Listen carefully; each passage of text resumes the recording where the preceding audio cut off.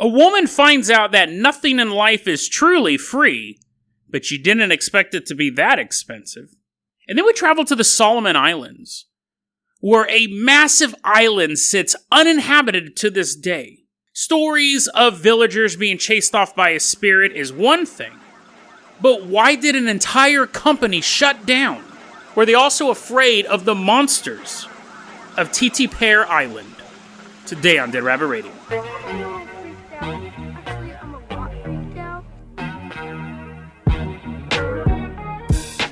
Hey everyone, welcome back to another episode of Dead Rabbit Radio. I'm your host, Jason Carpenter. I'm having a great day. I hope you guys are having a great day too. We got a lot of stuff to cover, so we're going to slide right into this like it's a big old slip and slide. First off, I want to give a shout out to one of our legacy Patreons, Ash Knots. Not astronauts, although that would be cool if they supported the show. Ash Knots, actually a good friend of mine and a patron of the show. Really, really appreciate it. You're going to be our captain, our pilot. You're going to do all sorts of cool stuff today. You can't support the Patreon, that's fine too. Just help get the word out about the show. That really, really helps out a lot. So Ash, let's go ahead and get suited up here. First off, I don't know why we're wearing suits. You can wear your normal clothes. You don't need to get suited up. First off, let's hop inside the Jason Jalopy. We are leaving behind Oregon, and we're just taking a little drive up north. We're headed to Spanaway, Washington. Dun-dun-dun-dun, boop, boop. Dun-dun-dun-dun, doot-doot. That's the sound the car makes. We're in Beverly Hillbillies car. Oddly enough, that's the theme song for Green Acres, but it doesn't matter, because most of you have never seen either of those shows. We're driving up to Spanaway, Washington. This story's pretty recent. This story happened on February 5th, 2020. We're going to park outside of this house, this little house. Looks like a normal house, as opposed to those floating houses in other cities, the Orbs. Now, this is a normal house in Spanaway, Washington, and inside, we hear a little mommy going, "Hush, little baby, don't say a word. Mama's gonna buy you a mockingbird." And we're like, oh, that's kind of sweet. And we're gonna knock on the door and see what was up, but we're just like mesmerized by this mama's song. She has a little baby. She has a newborn baby, and she's like, man, this baby's so awesome. If only I could get photos of this baby. But I don't have a way to take pictures. It's not like I don't have a cell phone or access to webcams or anything like that. No. I want to invite a stranger into my house to take photos of my newborn baby. So, little mommy's holding her baby. She's like, okay, hit this button to send strangers to my house now. So, Juliet Parker, she's 38 years old. She'd been posting ads on Facebook saying, I will take free photos of your baby. I'm trying to build up my portfolio. Then, when you read her comment, there's a little emoticon of eyes shifting from side to side. She shows up to this woman's house, and she brings her 16-year-old daughter along as well. So, we're going to sneak in the house as well, so we're kind of sitting in the back. We're watching this stuff. So Juliet Parker comes over and she's like, hey, new mom, yeah, I'm the person who's going to take free photos of your baby. And not only am I doing it for free, I brought you a present. Here is a glass of wine and a cupcake. Now that should be suspicious right off the bat, because not only is she doing it for free, now she's in the tank. Like now she's basically like out money doing this thing. But the mom's not thinking it. She puts her baby down. Woman's taking a bunch of pictures of the baby. And every so often, allegedly, this is all allegedly, every so often, Juliet allegedly looks over at the mom. She sees the glass of wine. She sees the cupcake. Hey, you drink that and eat that? That's how consumables normally work. And the mom's like, yeah, sorry, I forgot. She goes to take a drink of the wine. Oh, maybe you should take a picture of the baby like this. And Juliet's like, just drink the wine. Click, click, taking pictures of the baby. Eventually, she does start drinking the wine. The mom's like, oh, yummy. Oh, I got this cupcake too. You gave me this, right? And Juliet's like, yeah. So the mom starts eating the cupcake. They're taking baby pictures. Everything seems relatively normal, other than the fact that a stranger is in her house taking photos of her baby. But she starts to notice something. Whenever Juliet touches something, she's like, oh, here, let me move this for this shot. And she'd move something on the coffee table. She'd then wipe down where she previously touched. This is before coronavirus, okay? This would not be abnormal now. Actually, bringing a stranger in your home would be the worst part of the story. This is before coronavirus really took off. February 5th. She would touch stuff, and she's like, oh, look at this. Look at this award you won for tennis. And then she'd set it down, and she'd wipe it off. At this point, the mom's getting a little drowsy. What? What's going on? She starts getting a little drowsy, starting to get a little weak.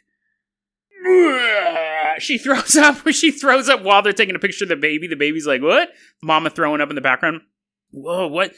I don't feel good. And Juliet's like, oh, no. You look great, honey. You're just losing weight. Blech. You have that new mom glow. This is what all new moms go through. She's continuing taking pictures of this baby. And as the mom's throwing up, she's realizing something else through the haze of misery. That Juliet is taking now selfies with her holding the baby. You don't get a photographer to come over to photobomb the photos you're in. She's taking photos of herself holding the baby. At that point, she kicks her out. She's like, okay, listen, something's wrong. I drink your wine. I ate your cupcake. And I'm throwing up. That's not what cupcakes normally do. Now you're taking a picture of my baby and you're wiping out your fingerprints. Get out. She rushes him out. And then she's like, well, that was an afternoon. I invited strangers over to my house, and who would have thought they would act like total weirdos and drug me? She realizes her house keys are missing. So she calls the cops. And the cops come out, and they start investigating Juliet Parker. It turns out that she had contacted other women with newborns saying, hey, I'd like to take pictures of your babies. Now, that's not super suspicious because she was saying she's trying to build a portfolio and all that stuff. But all the photos she took were of babies 5 weeks or younger. And she was talking to her ex-boyfriend once, and she's like, hey, so how are things going? You know, you moved on, stuff like that. So, hey, do you know how I can get some GHB? What? Yeah, you know, the old date rape drug. Do you know how I can get some? You know, you used to be my boyfriend, so I kind of know you're into some crazy stuff. Ex is like, okay. And she would say, the ex would say, yeah, that was a red flag, right? Her always talking about how I can get her GHB. But then I remember one time we were hanging out and she's like, honey, you know what would be great? You know what would be awesome? If we found a homeless person. A homeless person who had a little homeless baby. And we took that baby from that homeless person and we raised that little homeless baby in a home. Wouldn't that be awesome? Boyfriend, I imagine, was basically flipping through the stations and halfway through her speech kind of paused and my first thought was, how many homeless babies are there? Now, don't get me wrong, they exist, but I imagine they would be relatively hard to find. Like a 5-week-old homeless baby. Hopefully I'm right on that. Hopefully it's very, very hard to find a homeless baby. Hopefully it's hard to find, right? And I'm trying really hard to avoid making jokes about a baby carrying a bindle, but it has a diaper on the end of the stick. Because that would be in bad taste if I made a joke about a baby being homeless. But I know, like, they would most likely end up in foster care and stuff like that. It would probably be pretty hard. It's not like, you know how homeless people are sitting out there with their dog? Spare change. If they're sitting out there and they have a box, there's like 3 or 4 infants walking around in the box. If that joke... I'm sorry if that joke was tasteless. But anyways, I don't imagine... I think most of the time they just end up in the foster care system, right? I can imagine when the cops came to talk to the ex-boyfriend, he's like, let me guess, baby stuff. And the cops were like, what? Let me guess. My ex-girlfriend was doing something weird trying to take a baby because here's all the stuff she told me that was baby-related during the course of our investigation. So she is under arrest now. She's currently facing charges for trying to steal that baby. He was basically charged with kidnapping. What they figured was she was going to get the mom to pass out and take the baby, or with the house keys, let herself back in. Moral of the story: don't trust anyone on Facebook. It's bad enough when people are posting stupid stuff on Facebook and I have to just mute people all day long. I stop even going to Facebook. So Facebook is not only a place for political discussions or for people to air their views on society in a very civil way. No. It's also a cesspool of baby kidnappers. So if you have a baby out there, you're like, oh my goodness, I do, and you look over and there's a baby sitting right next to you. I forgot I had you. Hey, what's up, Jimmy? If you have a baby out there, be on the lookout for anyone giving you wine and cupcakes. Unless it's your birthday and you're an alcoholic and they are your friend and they hate babies. Then it is allowed. That's the only time that you're allowed to have that. Ash, let's go ahead and fire up that fabled carpenter copter. We're leaving behind Washington. We're waving goodbye to little babies waving. We're waving goodbye to the mom. Ash is flying the copter. I see her drinking wine and eating a cupcake. Where'd you get that at? She's like, what? I'm hungry. She's flying away. The helicopter's starting to dip. Luckily, we get her stomach pumped. We land at a local hospital. We get her stomach pumped. She's ready to actually fly the carpenter copter now. check her, make sure she doesn't have any more cupcakes or wine. We are headed out to an island I'm almost for sure I'm mispronouncing, but it's a daily podcast, and I don't have time to check. We are headed out to Tetepare. Helicopter is flying over the Pacific Ocean. This is in the Solomon Islands. Technically, Solomon Islands is in a geographical location called Oceania, which I thought honestly was just made up for 1984, but apparently it's a real place. It's like a nation, not even a nation, it's just like a continent of water, maybe would be a good way to put it. We're flying over there. I found out about this island from a Reddit user named Murderber. It was very, very fascinating. Murderber actually has some stories from this island themselves. So we're going to fly over to this island now. This island is near, just to give you a geographical area, this island is near Papua New Guinea. And the Solomon Islands include Guadalcanal. So if you've played Battlefield 1942, it's that map. That map is real, and it's here. So we're flying over Guadalcanal. It looks like PS2 era graphics, but it's still a fun game. Battlefield 2 was amazing. Flying over that, I'm looking and longing. I wish we could land there. No, we're going to Tetepare. So, Ash, let's land on the beach here. Now, there's a lodge here that people will use because there's a lot of research teams come and check this place out. This island has what they call biodiversity. There's just tons of different species. There's animals that have seemingly gone extinct in other places. They're on this island. It's full of boars and pigs and all sorts of stuff, reptiles and all sorts of animals you can think of. You have this little lodge there that people will stay at. And it's beautiful. It's beautiful. Lush green jungle, sandy beaches, fresh water. The soil is perfect for planting crops. But no people are on this island. It was abandoned almost 100 years ago. So we started walking around the island. Parrot lands on our shoulders, feeding it little crackers, feeding it cupcakes. They're like, we'll eat that parrot later. We're walking through this island.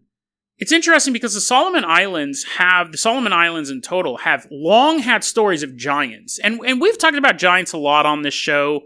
Apparently there's giants on the island. To the point that the native population is kind of like, yeah, there's giants. Like whenever cryptid researchers go over there, they're like, oh yeah, no, there's giants. There was one researcher who married into the culture, and he goes, how come you guys are just kind of like sitting on this giant information? It would be big news to the rest of the world. And everyone just kind of looks at him and they're like, well, he goes, it's weird because to them, the giant stories are so normal that over the years as whalers were stopping by and other cultures were stopping by, they never really talked about it. It would be the equivalent of someone came and visited you in your hometown and you're like, dude, let me tell you about squirrels. You wouldn't even think about it. I mean, unless that was your weird fetish. But you wouldn't even think about it. To them, it was just this thing that, oh yeah, look out for that guy. He's 20 feet tall. But other than that, they have a story of one of their own. One of the islanders goes missing for 25 years. Everyone just assumes she's dead, which I think you would. I mean, after 25 days, you're kind of like, oh, this probably isn't going to end well. 25 years later, this woman comes running through the jungle. And a bunch of villagers are like, whoa, slow down. And she does, because she falls to the ground, and they notice she's slimy. She's super slick. Go to pick her up. They're trying to carry her. She's squipping out of she's like squipping out of their arms. It's not a word, but you understand what's going on. She's like, you're trying to grab a banana, and your hands are covered in Vaseline. So eventually, the villagers are like, okay, this is getting annoying. So they make a bed out of giant leaves, and they carry the leaves and carry her back into the village. Now, they notice something. One, she's completely incoherent. She's babbling. They can't figure out what it was. They don't really ever say what the slime is. Secondly, she's pregnant. And she does give birth. I forgot there's 2 baby stories in this one. She gives birth to this little baby. Now, she's, again, incoherent. But they decide to name the baby Mango. Maybe she cried out the name Mango in the middle of her incoherent ramblings. And he's super furry. And they're like, yeah, it's one of them giant babies. Luckily, she survived childbirth. She gives birth to Mango. He's a hairy baby monster boy. And eventually, by the time the kid reached age 5, the villagers just killed him. They're just like, nope, this is creepy. And we know that at best, this kid's going to be like 8 feet tall. Like, even if he's just half human, half giant, he's going to be a big old kid. Okay, that is not Dead Rabbit Radio is not endorsing, well, if your kid's a giant, oh, it's okay. I'm not obviously endorsing that. That was them. Do not say, well, I heard Jason say the other day on his show that if the kid's big, you better dig a big grave. I didn't say that. So it was just well known that there was giants wandering around in the jungle, but we're not here for the giants. Also, you had a ship visit the Solomon Islands. Well, you had a bunch of ships, but one ship in particular visited the Solomon Islands in 1593. And there was a guy, he was doing an almanac. He was making maps. He'd have the normal thing. Here's a real duck. Here's a real bird. It said underneath it, real bird. No, he was doing all this stuff, but one of the creatures he profiled was a dragon. What's known locally as the Solomon Island dragon snake. And from 1593 and before to today, there's still sightings of this beast that flies above the jungle. And it has a unique ability. It shoots out fireballs. It's not like a stream of fire, which you could kind of imagine maybe they're pushing out methane and their tongue is like flint. I saw that on some show when I was a kid, but they're lighting methane in their bellies. Dragons are real.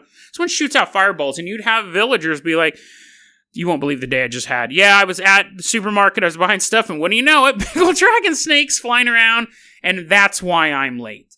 So you'd still have sightings like that, but we're not even here for the dragon snakes. We're here because, specifically at Tetepare Island, it's empty. So let's take a look at this island.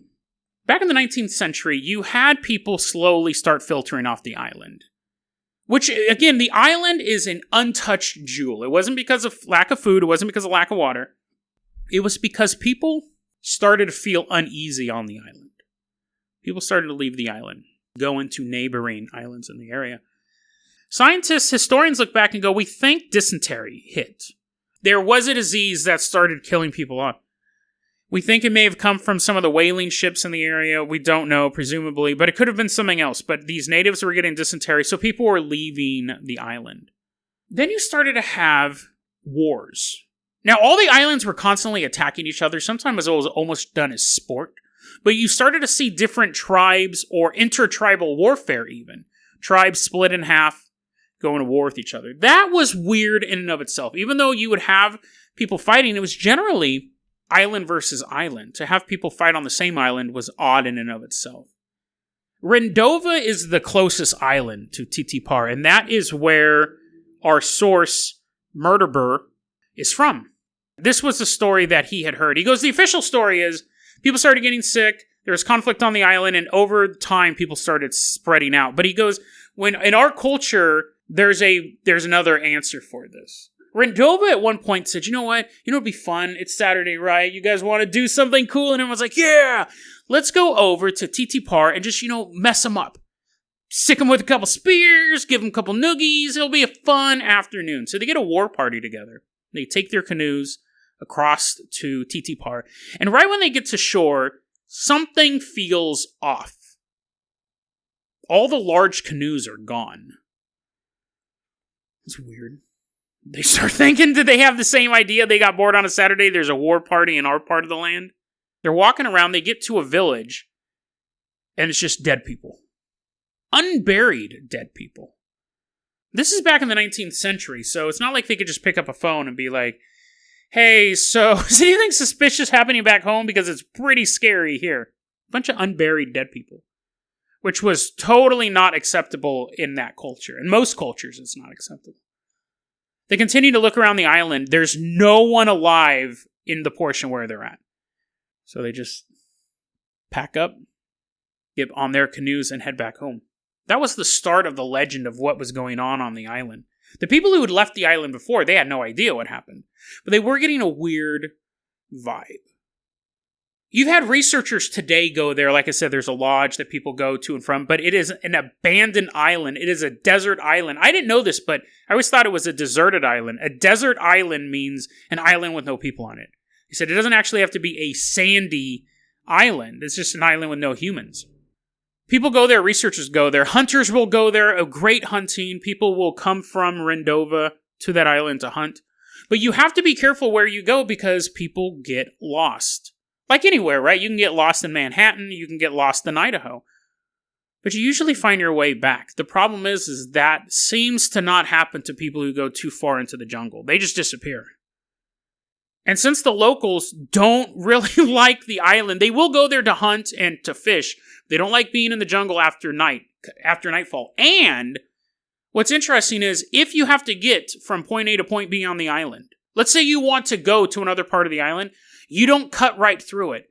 You will take the long way. You will go back to the beach and walk along the coastline to get where you're going. You do not cut through the middle of the island.